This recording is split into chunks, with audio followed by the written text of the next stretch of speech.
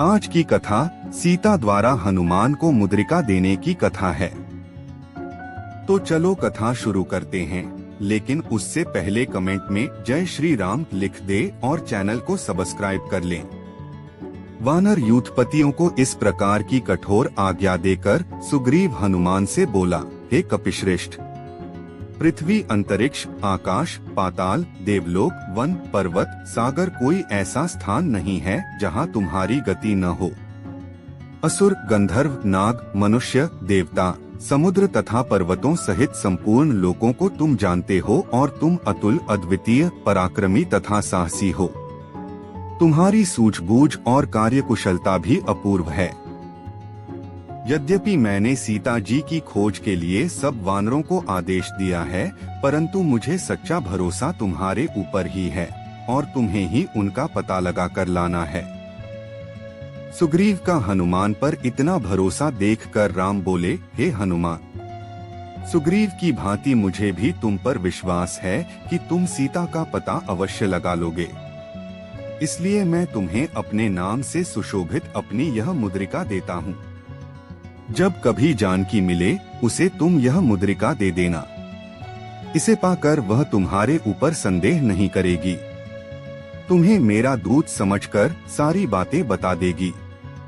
राम की मुद्रिका लेकर हनुमान ने उसे अपने मस्तक से लगाया और सुग्रीव तथा श्री राम के चरणों को स्पर्श करके वानरों की सेना के साथ सीता को खोजने के लिए निकल पड़े। शेष वानर भी सुग्रीव के निर्देशानुसार भिन्न भिन्न दिशाओं के लिए चल पड़े। उन्होंने वनों, पर्वतों, गिरिकंदराओं, घाटियों, ऋषिमुनियों के आश्रमों, विभिन्न राजाओं की राजधानियों, शैल शिखरों, सागर द्वीपों, राक्षसों, यक्षों, किन्नरों के आवासों आदि को छान मारा, परंतु कहीं भी उन्हें जनकनंदिनी सीता का पता नहीं मिला। अंत में भूख प्यास से व्यथित हो थककर, उत्साहहीन हो निराशा के साथ एक स्थान पर बैठकर अपने कार्यक्रम के विषय में विचार विमर्श करने लगे। एक यूथपति ने उन्हें संबोधित करते हुए कहा, हमने उत्तर, पूर्व और पश्चिम दिशा का कोई स्थान नहीं छोड़ा। अत्यंत अगम्य प्रतीत होने वाले स्थानों को भी हमने छान मारा, किंतु कहीं भी महारानी सीता का पता नहीं चला। मेरे विचार से अब हमें दक्षिण दिशा की ओर प्रस्थान करना चाहिए। इसलिए अब अधिक समय नष्ट न करके हमें तत्काल चल देना चाहिए। यूथपति का प्रस्ताव स्वीकार कर सबसे पहले यह दल विंध्याचल पर पहुंचा।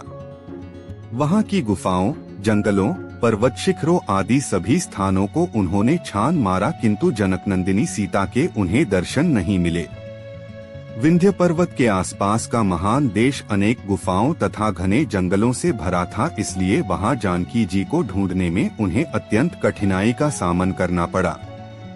इस प्रकार से जानकी जी की खोज के लिए सुग्रीव के द्वारा दिया गया समय व्यतीत हो गया।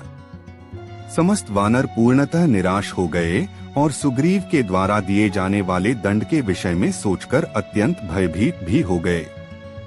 उनकी निराशा और भय को देखकर महाबुद्धिमान अंगद ने कहा, निराश और भयभीत होने की आवश्यकता नहीं है।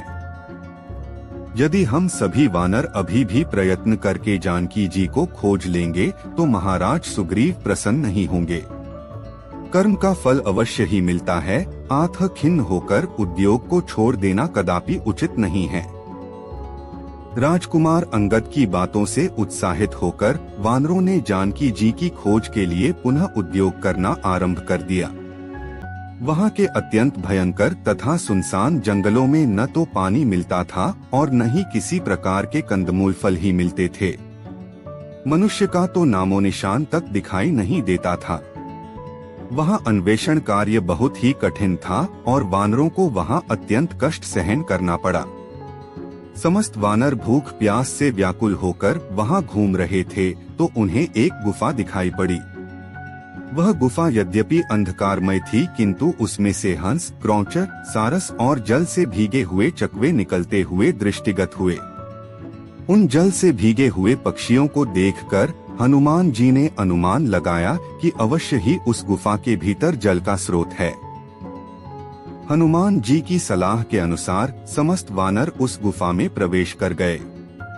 अगर कहानी अच्छी लगी हो तो ऐसी और धार्मिक व रहस्यमयी कहानियाँ सुनने के लिए कमेंट करें और चैनल को सब्सक्राइब कर लें। आपके प्यार भरे कमेंट्स के लिए बेहद शुक्रिया। मिलते हैं अगली वीडियो में।